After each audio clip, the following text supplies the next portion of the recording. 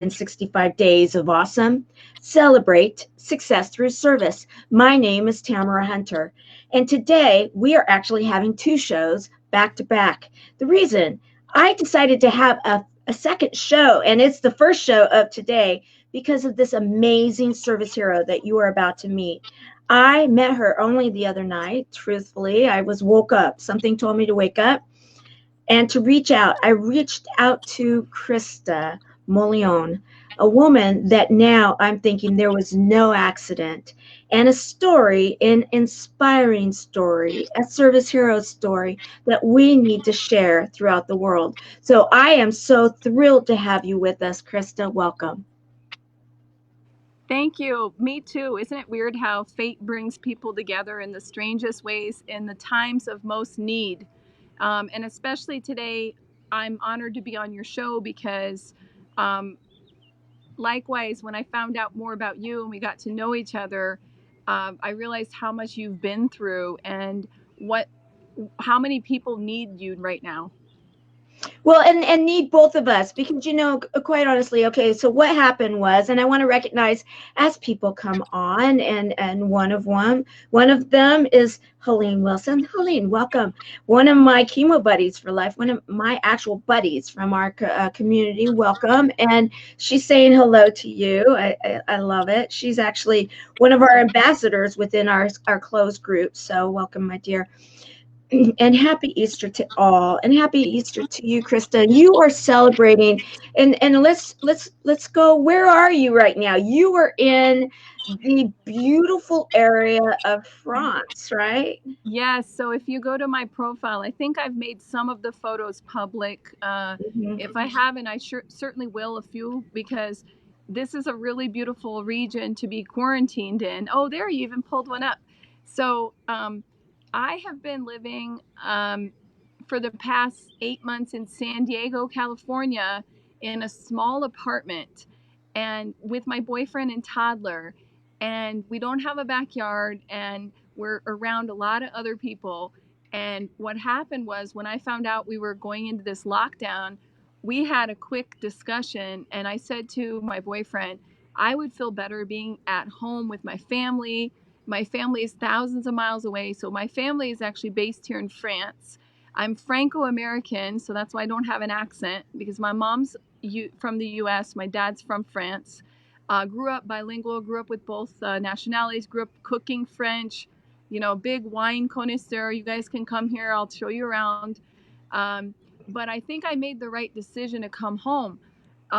So this is a beautiful place to be quarantined in. We're actually in the French Alps. Like, the closest airport is Geneva International Airport, even though this is the French side. Then there's a tunnel right here that goes through a mountain, and you're in Italy.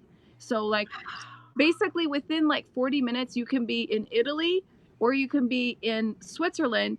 And in 3 hours, you can be at the Mediterranean Ocean, getting on a yacht and basking in the sun. So it's like and it's 4 hours from Paris. So you've got this hot spot here that's, for me, like a really nice place to travel around Europe, What a place. I mean, I'm thinking, okay, I have to get a passport. I still, I travel all over the world through the internet, and that's one of the things. And we're going to actually be talking about that. And yet, I'm thinking, wow. And you actually, on your profile page, you had someone playing around with this thought. But I see Maria of The Sound of Music doing the whole, the hills are alive, kind of thing, and in your neck of the woods, because you're right there in such a beautiful area. And so you were in my neck of the woods, and that's why I actually reached out. It was the middle of the night, I'm waking up, and you had a post that caught my eye, and it actually, I had gone past it, but then something made me go back. And I looked at the clock, and I'm like, it's 2 o'clock in the morning or something like this in San Diego or the Southern California area. And you had just within the last few moments posted that you had family that had just been affected. And why don't you share what it was that you were sharing in that post? Yeah. So obviously the irony is that I came here to be near my family. Something compelled me, and I even told my boyfriend that, you know, I only come home usually once a year in the summers. So when I found out this lockdown was happening, we didn't know it would be very long. So what compelled me to suddenly like jump on the plane and come?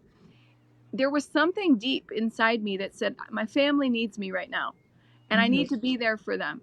And so this is a kind of a bone-chilling story, but I think it's important to tell people because I basically arrived here and found that 3 of my family members were tested positive for COVID-19. And not only that, but the bone-chilling part was that they had all been walking around for weeks without knowing they were sick.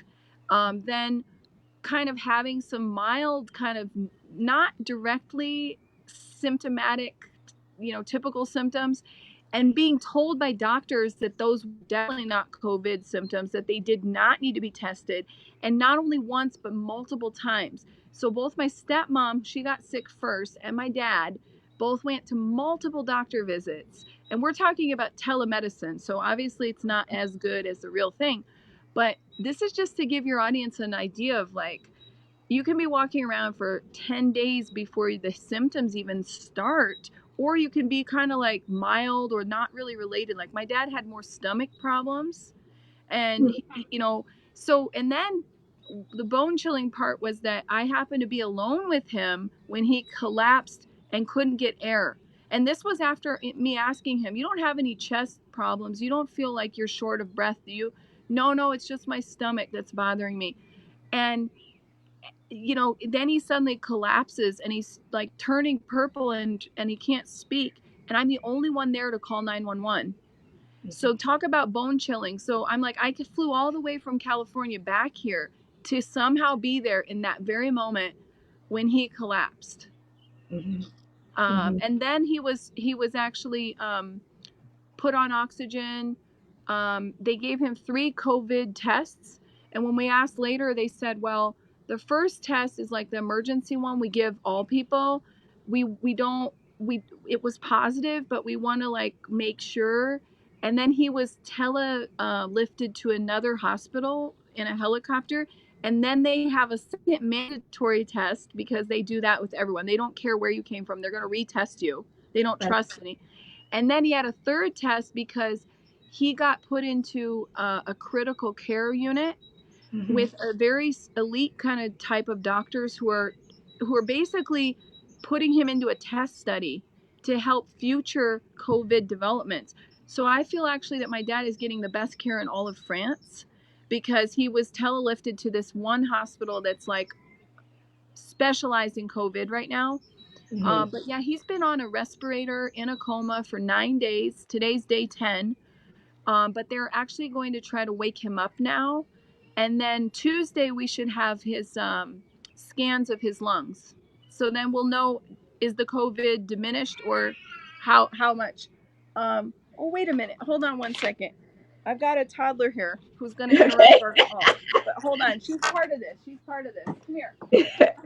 Now this is live, guys, and yes, I am in Southern California, and Krista currently is in the France area underneath the Swiss Alps, and we are live with all of you for Easter morning. And right now we are talking about some, as she said, bone chilling information. However, when you see what it is that we're sharing, you're going to understand why we went live today on Easter, the Service Heroes show, to say there is inspiration. Oh, look at this little one. Hi, everyone. This is Ivy. This is Miss Ivy. Can you wave? Hi. Hi, Heidi. So Ivy has been... Ivy, okay.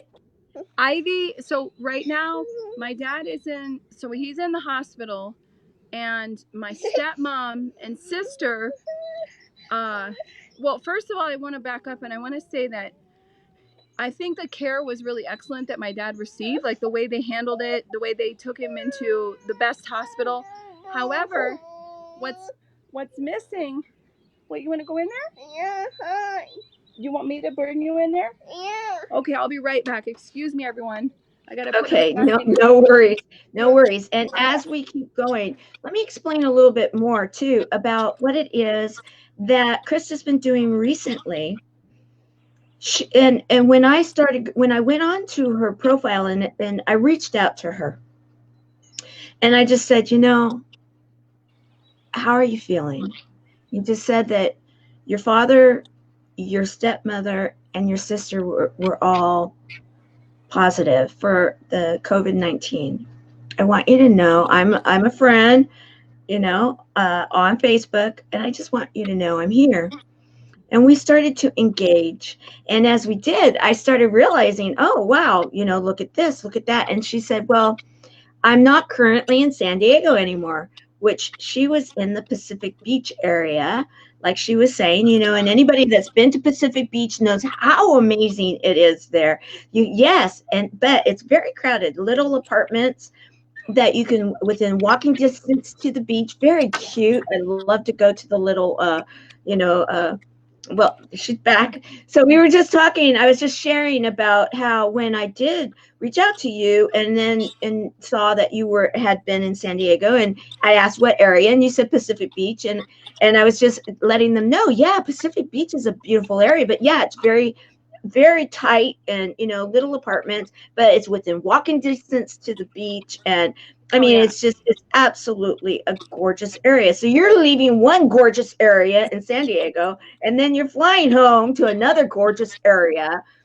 And a lot of it, and we're going to get into this, but a lot of it is who you are, because you are a woman that is all about attitude, that sassiness, that making it happen, and being driven and goal oriented. And what is it that you see, then you can go and make it happen. And so now you end up back home, you say, okay, I'm going home.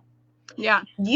Where you are right now, it's beautiful, by the way. It looks like it's some type of a cabin or a home that. So it's actually it's like we consider it a summer home, but we rent it out in the winter for skiing. So we have Airbnb up here. We have a huge property, and so we have several homes on this property. Some of them are rented out right now all year long. So we have actual tenants here on the property. Then we have a lot of property that we just keep for us because it's a family home, and my family's spread around France, and my family's like me. Certain members are international, like my uncle who's with me here. He's actually living in Spain, and he has 4 homes, so he in different places. So he was in Tahiti before that. So I mean, we're more like the world traveler family. Right. But I think that right now, 2 things I would bring up is that 2 things I want to bring up for sure is it's day and night right now between California and France, because I'm connected with my boyfriend and with a lot of my California friends, and people are kind of just hanging out. The Target parking lot is full. People are actually not on the beaches, but they are still kind of like free to go around all day, be outdoors. And like I've seen people posting pictures on their boats, which I don't know if that's okay or not, but I've seen people like out on their boats. And here in France, we have a complete lockdown. And so I'm not going to decide what's better, because I'm sure, I'm kind of coming to my own conclusions after having COVID myself. But I definitely wanted to point that out, that there is a very drastic, like, parallel realities going on right now, on this Easter Sunday. What it's like in a country where people are still so-called in quarantine, but they're not really in quarantine, and then a country that really locks you down. So I wanted to point that out. And the other thing is sassiness. I wanted to say that this is the attitude that I'm bringing to the COVID-19. Is like, I really don't want to lay down and be sick and be all worried and start like Googling all this, what is the mortality rates of oh my gosh, that, do I, because like you as a cancer survivor, we have to also just at one point just be like, you know what? No news media for me. I'm going to watch old comedy reruns. Right. I'm going to listen to Spanish music. I'm going to like cook food. And because otherwise you won't heal as well. So mind body is very important in this situation, right? Absolutely. In fact, that was one of the things that I thought there was no accident in the connection that took place, because and I really want to emphasize what you were sharing there. And also we had not really said in the story yet that you have now that you now know that you do have COVID-19. Yeah. And because you were there with your father, and he was there with For 3 days. So unfortunately, um so I know, like, there's been a lot of people actually kind of shaming me for this, and I'm like, I know if I could replay things, but we did not know he was sick. So I know that we're supposed to stay away from our loved ones, but this was like the one exception where my dad was going to drive me here because I came from overseas without a car with a toddler, and he wanted to see me. And I know that sounds really selfish, but now I think there was a purpose, because if he had stayed in Paris, where he usually lives with my stepmom and my sister, who both are COVID positive, by the way, he was actually the type of guy who always puts on the show, like, oh, I'm fine. He never acted his age. And so he was always doing all the errands and always about. And I said, the same thing could have happened where he ran out of oxygen while he was driving, and he could have hit the side of the road, and that would be it. So for some blessing, he happened to be with me. But yes, I spent 3 days with him, and my toddler. And then unfortunately, when we got here, my uncle was not supposed to be here. My uncle's 79 years old, but believe me, he doesn't care. He's like a world traveler, very independent. He ended up being here, and we're like, what are you doing here? So it was a fluke that we ended up in one house. So it's me, my toddler, my dad, and my uncle. And then my dad collapsed. But it took 3 days of this like whole process. And during those 3 days, I would say we practiced social distancing like a normal household, which means I was disinfecting doorknobs. I was like, we weren't wearing a mask at home, but we were not, we were really trying to kind of give each other space, and without being crazy, because we didn't know anyone was sick. Right. And so for me, it took 8 days for me to get a fever. And when I say 8 days, I want you to understand this is 8 days in social isolation, where I haven't seen anyone outside my home, right? No one has entered my home. The only back and forth are like delivery, like groceries being delivered from a distance. So the doctor had said, if you're going to get symptoms, unfortunately, it can come even up to 10 days into the exposure. So she's like, you're not going to get symptoms right away. And that's exactly what happened. And I thought I would be asymptomatic. So by the 8th day, I'm like, oh, that's, maybe I have it, maybe I don't. I'm just going to isolate for protection of others, but I'm not. But then the fever hit me.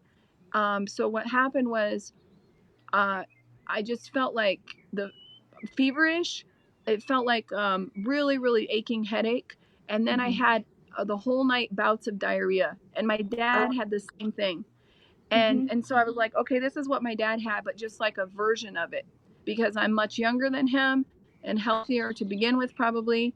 And my toddler too, as you saw, Ivy, she's going to be 3. She's been in a really grouchy mood, off and on feverish, runny nose. So typical like sick baby, right? Right. Yeah. This is my uncle. This is my uncle, Pierre. Hello, Pierre. This is Tamara. Happy Easter. Happy Easter. Yes. Yes. Happy Easter. Merci. Thank Bonne you. Pâques. In French, we say bonne Pâques. Yeah. Wonderful. So we got quarantined together. So today is actually day 9. No, today is day 10. Today's day 10. So my fever went down, and so I just measure at night to check it. But the doctor said just to worry about staying quarantined. Don't go out to expose anyone else. Right. But she said my doctor's in Paris and she has hundreds of COVID patients right now. And she basically told me everyone's going to get COVID-19. So she said, we're past the stage of prevention. So it's good the quarantine is great and the masks are great or whatever you're doing to try to prevent it. But Right. realistically, it's everywhere now and most people are asymptomatic carriers. And we're talking about long term. Like my stepmom has been sick now for 5 weeks. Today marks the 5th week that she's been sick, COVID positive. Now you believe, and you were sharing this with me, and I hope it's okay, but you believe that in the very beginning that it very well could have come from, we never know. We never know, and we just have to go about our lives. But because of the social distancing, because of the fact that this has been an evolution, in the very beginning, when they were saying, okay, wear masks, wear gloves, do this, but some were, some weren't, some were like, okay, it's not a big deal. And your stepmother comes from an area of the world where disease is normal, and the social practices are a little different. And so you were saying that that she was out there and not necessarily protecting herself like she could have. Yes. And So, and also she works. So my stepmom, she works in social services for a lot of like women in domestic violence situations, people without papers, like illegal immigrant people, and a lot of homeless people. So she's in contact with hundreds of people in a week, and she goes out to their communities. She takes the public transportation around Paris, as well as she takes a commuter train to even get to Paris every day because they live in a suburb of Paris. So she stopped working, I think it was like March 15th. Okay. And so, she must, well, we don't know, but my dad is retired. My dad is retired and they live like in this tiny suburb outside of Paris where like, he may go to the store once every 3-4 days, but his exposure is kind of limited. And where she was going every day, and then unfortunately my sister did the same thing as me, which means, oh no, there's a lockdown, let me go home and stay with my parents, they may need me. So she got it, so my stepmom was the first to fall sick. That's why when I put 2 and 2 together, my hypothesis is she probably had it first and then without knowing it. But the funny part was she went to a doctor early on because she's like a workaholic. She wanted to get back on the work, and she got a prescription for antibiotics, which doesn't do anything for a virus. So and then she's like, they never worked. So I've been taking them. I'm following all the things. They're not working. I'm still sick. And for her, it was the equivalent of like a bad cold. So she's walking around with a cough or runny nose. Um, you know, she didn't really notice a fever, but I don't think that a lot of people realize they have fever. Like if you're already feeling sick and your nose is running, but you're not sick enough to be bedridden. Right. So I think it's crazy that you can have it for so long without even knowing. And not only that, but you're trying to be responsible by going to a doctor and they're not even testing you. So it's really hard here to get tested still. In fact, when I said that I have it, the doctor told me, listen, I'm treating hundreds of patients. Everything you're describing is so typical COVID. You could not have lived 3 days with a positive COVID person without having it by now because you weren't wearing a mask. It's so contagious.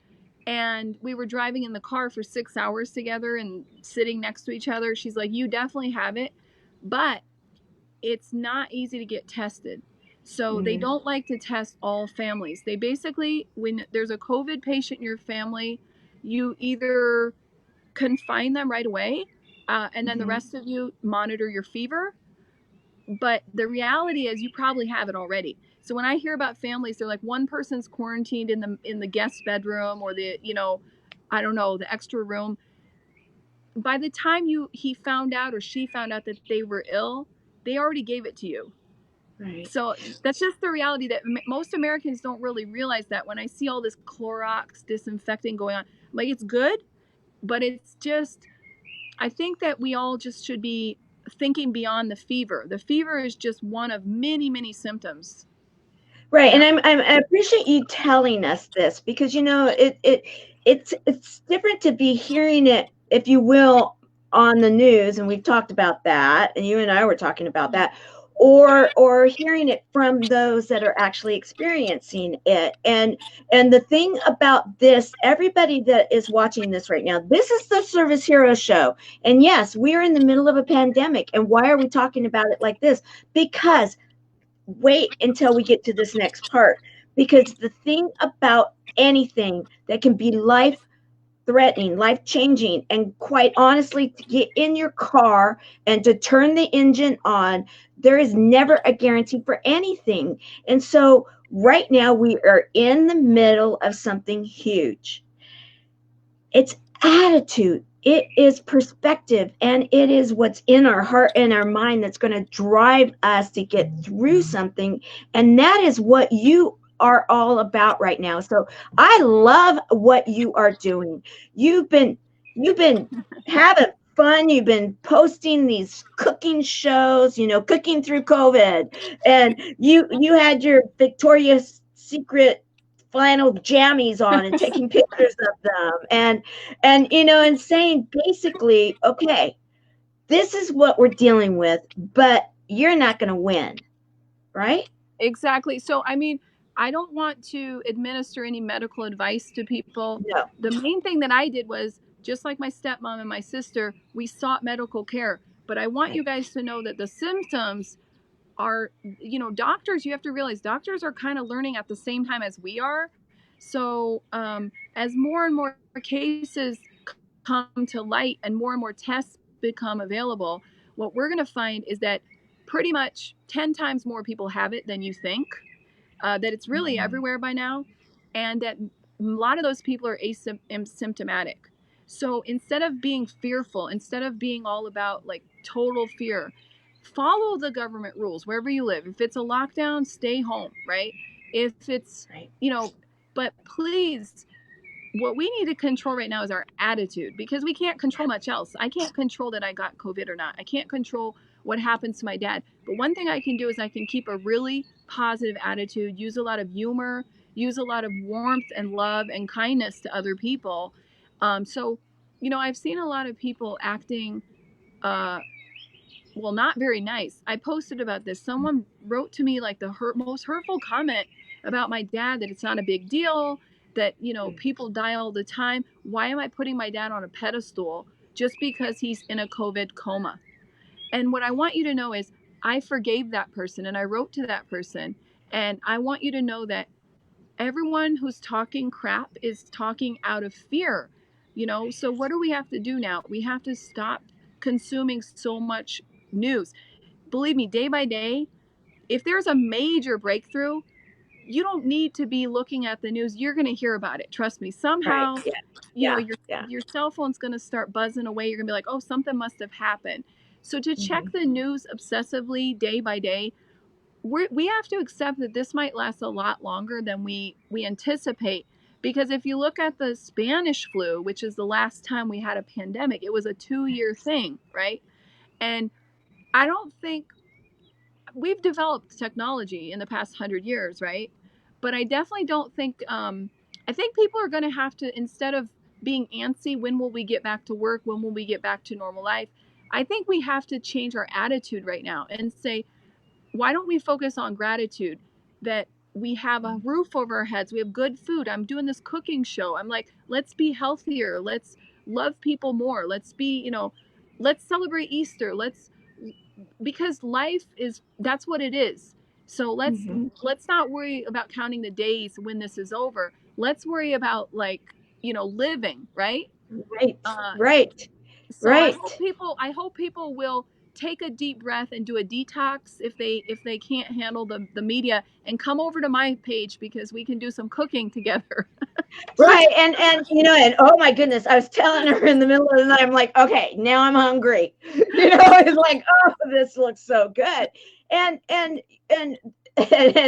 I love it when you do the bon appetit, you know, and you're that you pull the French out of yourself, you know, it's like, oh, okay. And thank you for sharing all of that, because the thing that I really loved about when we started connecting was your authentic self. You're being authentic through this. And another thing, I wrote this down because I actually thought, wow, that when your father was there, he had a backpack, and in his backpack you had the thermometer. And so when you started showing signs, you're like, okay, he took the thermometer. Now what do we do? Now, another thing that you had explained, and this is something that here we have a lot of people that will be watching this throughout the day, I'm sure in the next few days, and please hashtag live, hashtag replay. But anybody in the United States especially is not going to necessarily understand what it is that you're dealing with. And you already kind of alluded to this. It's different here than it is there. But when you start talking about a mile away from home, and then 60 minutes versus 90 minutes, and then a thermometer that maybe you can't even find one, and if you do, it might be $59 or $89. It's like, where, you know, this is all kind of like, is this a movie? Is this a movie going on? I mean, we're living right? parallel realities, and that's another thing.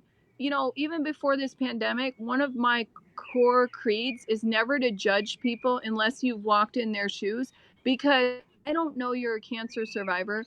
I don't know, you know, where you're coming from. So so when I make a mistake and I say something that I shouldn't, I am the first one to go back on my knees and tell the person, I was a total arse, excuse my language, but you know, I humbly come back to you and say that was something I should not have said. That joke was not right, and I'm very careful. But once in a while, you know, you get into a mood because you never know what will trigger a person. Maybe it's just the way you say something or the mood. It's not the right time, and so what I want to say now is that we're in this weird period where people are super you know, influenced by the media, when really we're living really different realities. So in France, we're on total lockdown. We have this authorization form that you download from the government website as a PDF. There is a digital version too, but the main thing they look at is they look at your home address, and they measure, are you within a mile or are you outside of a mile? And if you're outside of a mile, you have to be back. You can only go outside of a mile if you can prove that there's no grocery store near you. And I'm not talking about, well, you know, Target has the thermometer, the grocery store, they ran out, so I'm going to drive. No, they don't listen to that. They say, we have a list of all the stores here. You are only allowed to go the one within the mile to your house. So you cannot go to multiple stores. And not only that, you cannot go out multiple times a day. So you've got your 60-minute, your authorization form is once a day, and it's time stamped. So it says you left your house at 4:30. You need to be back at your house by 5:30. If they pull you over at 5:25 and you're still at the store, they will give you a ticket because they know that you can't make it home in 5 minutes. So it's really, really strict here. And we actually got ticketed for taking a walk on a mountain trail, which is just up the road here, where no one was around. We were wearing masks, we were alone, and we were just trying to get fresh air. And we got ticketed because apparently we'd gone a little bit past the mile. And so even though we had our papers, we were ticketed anyway.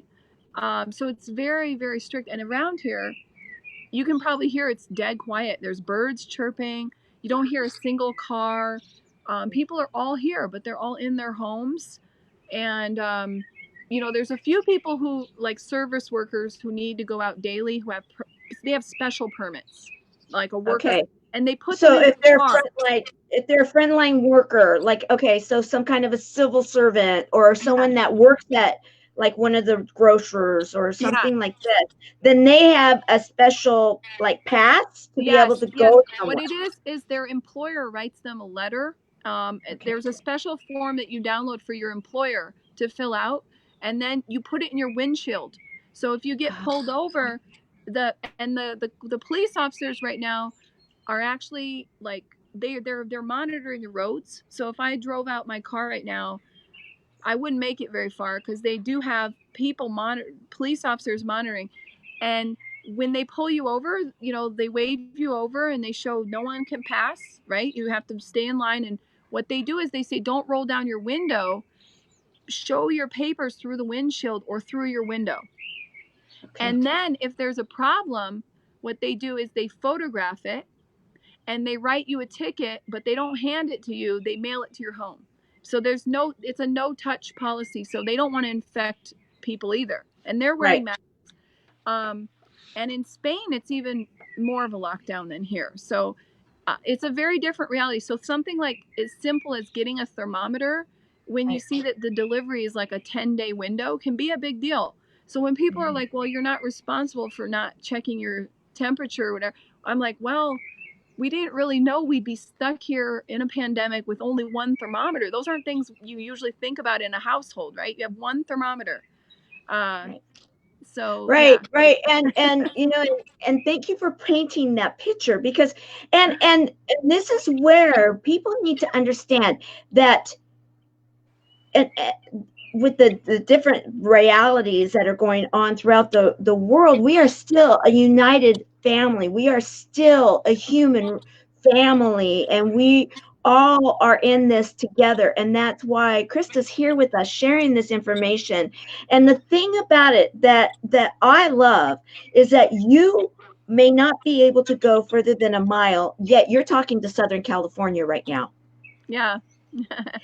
So there's always is always a way to get through something if we have the attitude that we will get through it. And that is what your message is, loud and clear. And that's what I have seen through everything, is that you're saying, okay, this is what's happening. This is real. This is it is global. It is highly contagious. And then you actually made me think, because you're like the all of the surfaces and everything and how long it lasts and all of this, we need to be aware. Yet if we're fearful, and this is one thing, when I was first diagnosed with cancer, a family member said to me, and it was almost exactly word for word for what you're saying right now, and it made a huge difference. And that was, don't start Googling, don't start wigging yourself out.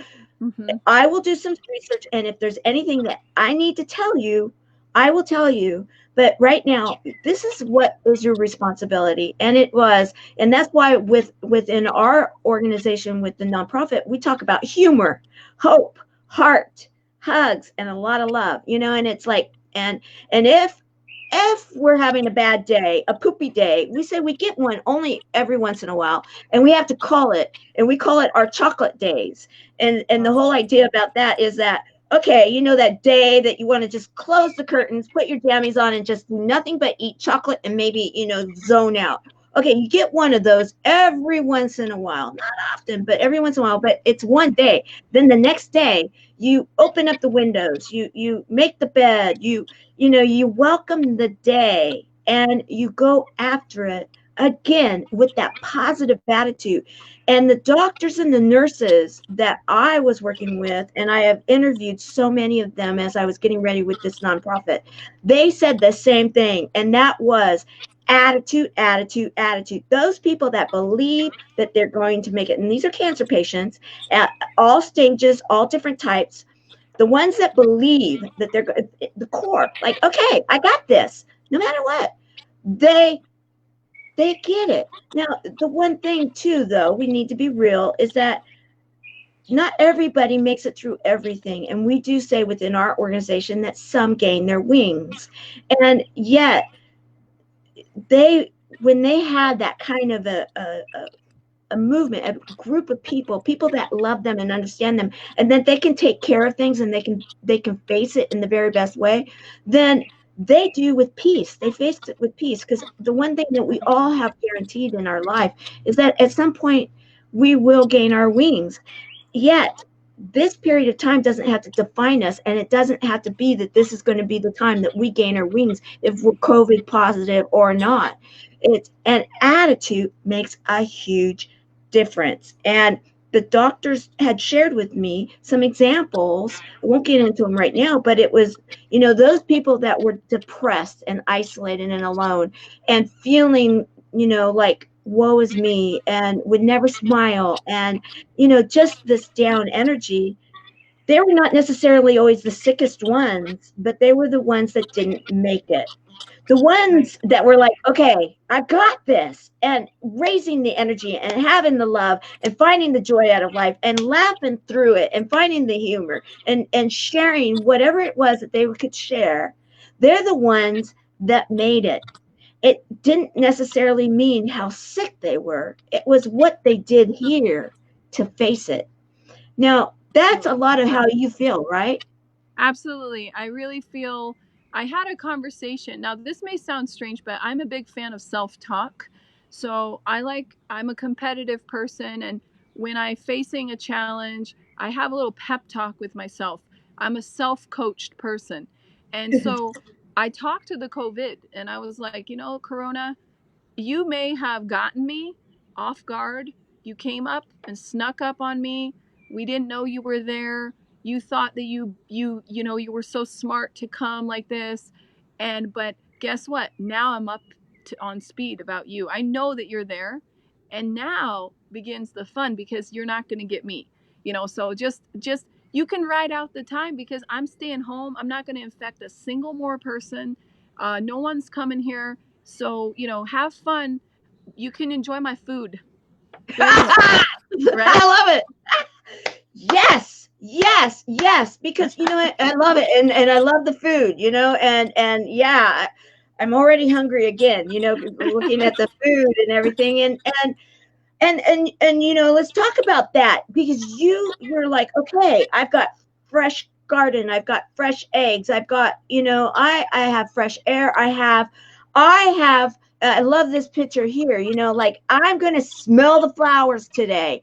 I am going to enjoy today. I am going to find a way. And this was probably another time, but I love this. I am going to find a way to sparkle. I had to pull this because it's like attitude.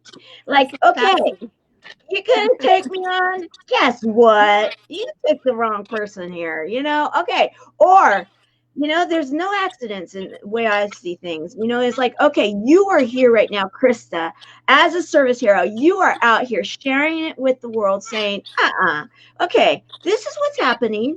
These are the facts. And yes, it's not necessarily easy to have a family member in a COVID coma, but you are staying on top of it. And the medical care, let's just say it, the medical care and those first responders, which I have so many that are in my organization, in my family, my friends, so many that, we all know and love, they are incredible, right? Oh, yes. Big round of applause for them. In fact, I really hope that after this is over, we will commemorate them just like the 9/11 firefighters. I've said it before, and I feel strongly that we deserve to have like a national medical day that we commemorate anyone in the medical field, because all those people put themselves at risk every single day. Can you imagine? Here we are at home with our disinfectants and hiding behind the door and getting our deliveries. And these people are actually in contact with highly contagious COVID patients, worried about, okay, do I have enough protective gear? Do I change my mask enough today? And so when you just think about that, how courageous they are to do that. And a lot of them are separated from their families to protect their families. They're living in RVs, they're living in hotels. They're trying to stay away so that they don't go home every night and infect their loved ones. That's emotionally today on Easter. Just, let that sink in that they've given up that. They've given that up for you, for me, for my dad. And I will never, ever forget that. Like, whatever I do after this, I will totally make sure I shout it from the rooftops, that I give as much support, because if anything, you know, my dad, he's in a stable condition, but most importantly, he's getting the best care possible. That's what I want to say, you know? Yes.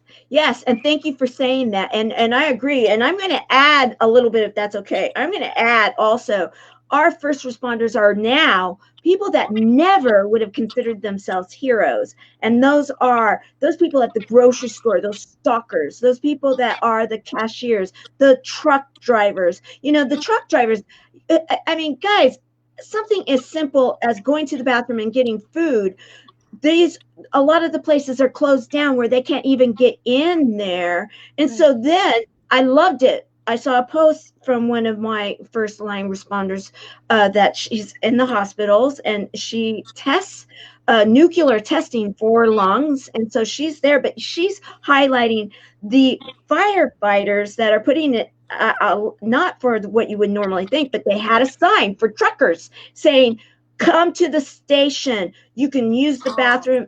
We will feed you. If you are a line driver, an 18-wheeler, we will take care of you. Come to the station, because I witnessed it myself. It was right when it was all first starting, and there was a truck driver, an 18-wheeler. He got out. He was walking in, and I think it was like the first day that you couldn't go into any of the fast food restaurants any longer in San Diego County. And there it was, locked, and he's like looking like, where do I go now? And yet there are supply chain deliverers. They are restocking our shelves, and they are just the things that they're doing. So there's so many people out there that would never have seen themselves as the frontline heroes that they truly are. And so our medical people, the of course, are those people that are keeping us safe. Even those people, I mean, you can look at it two ways with what you're sharing about the total lockdown. You have those police officers that are there, that are monitoring, yet that's their job, and they're seeing it. They've got families at home too, and they want to protect. It's like, okay, how do we go about this? Because you said it so well. We don't even have all the facts of what this one is all about, and we're still navigating it as a world family. And we're working to learn from each other and sharing it together. And you coming on live with us right now, kind of like a if you will, porch chat, my Very among friends, casual. among friends, if you will, guys, on Easter Day, a day of miracles.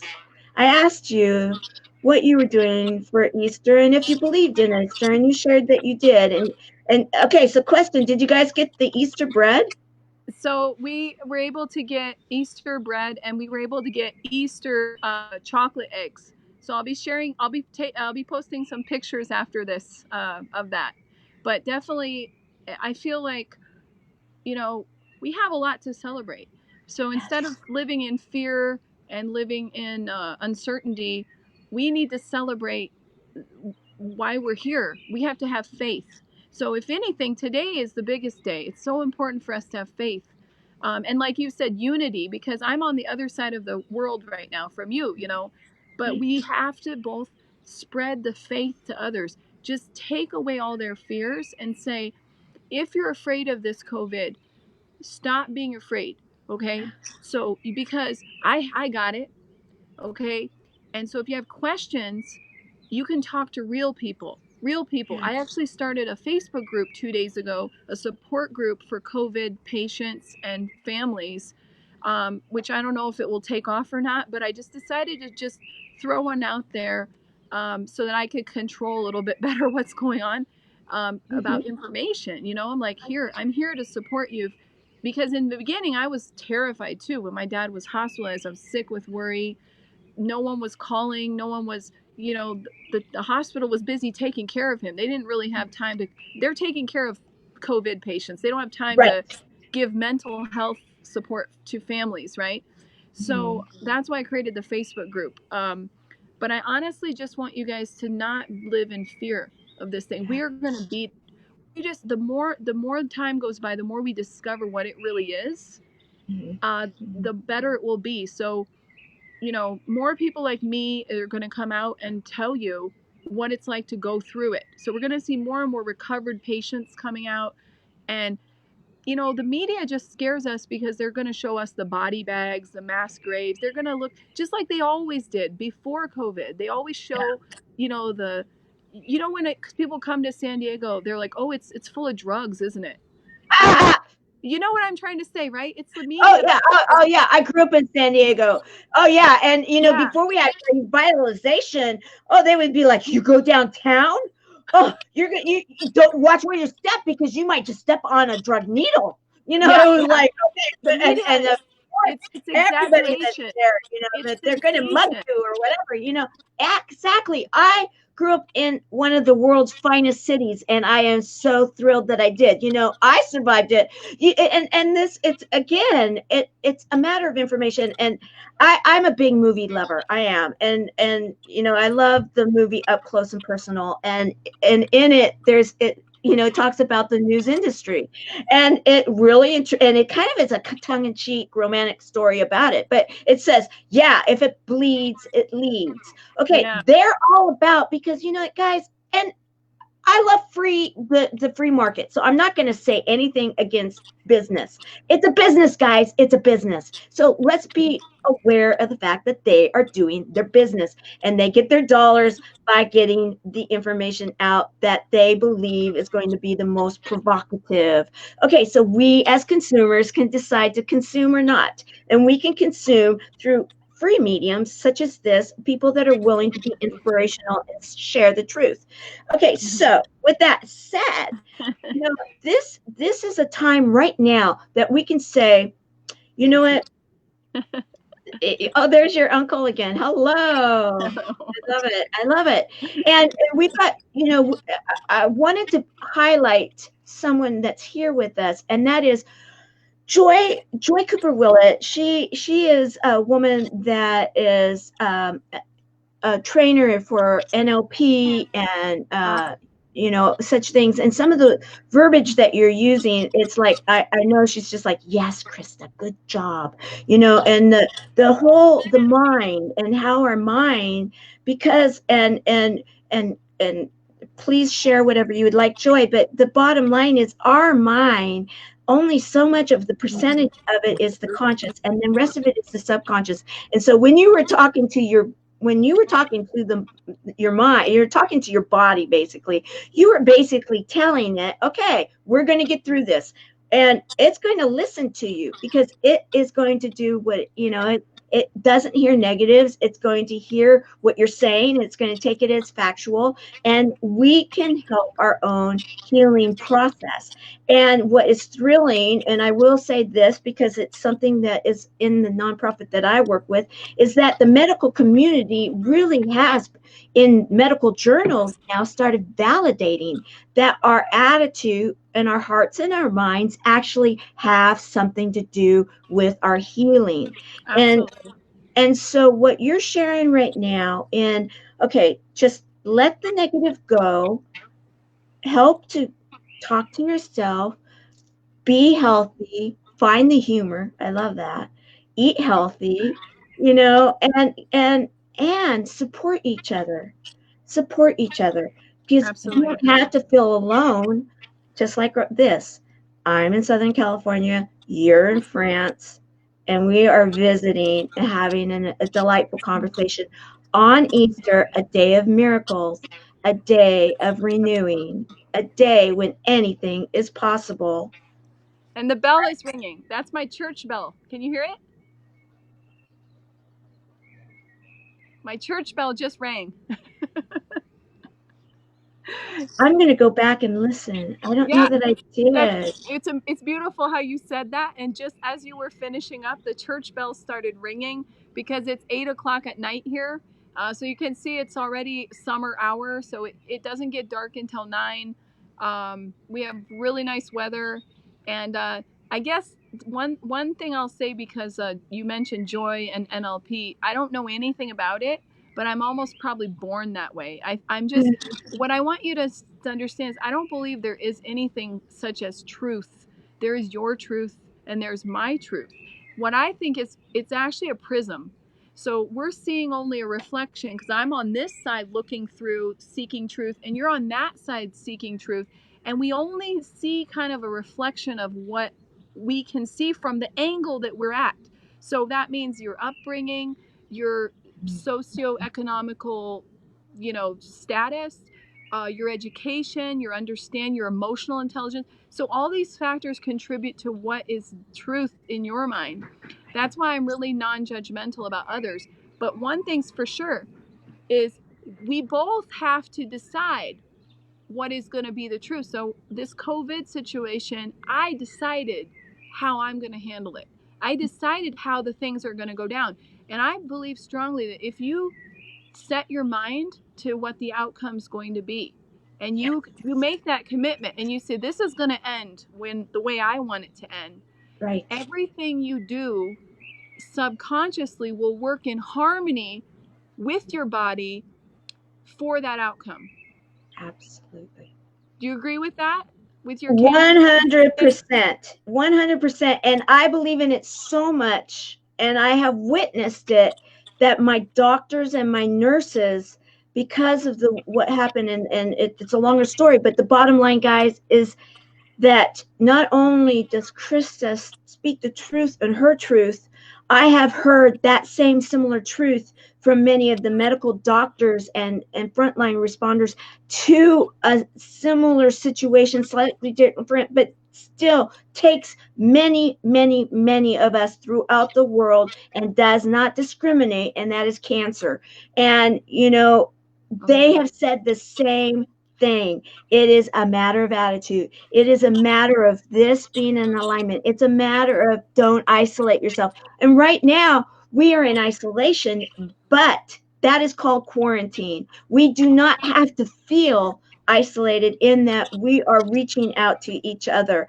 And that is what I really wanted to bring home today on this amazing day, a gift, a miracle, an Easter day, where we and it's still, I almost could get weepy in the way that it all came about, but that I met you because you put it out there, and we connected, thinking that I was in just the next county over, and yet we're across the world from each other, and now we're sharing the miracle of Easter with all of these amazing people, and a message of such amazing hope and strength, and that we together are going to get through this. At this time does not have to define us as a world family.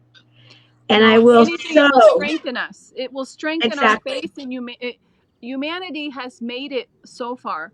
We've made it through famines. We've made it through the pest without the sanitary conditions, even remotely. Without the Lysol?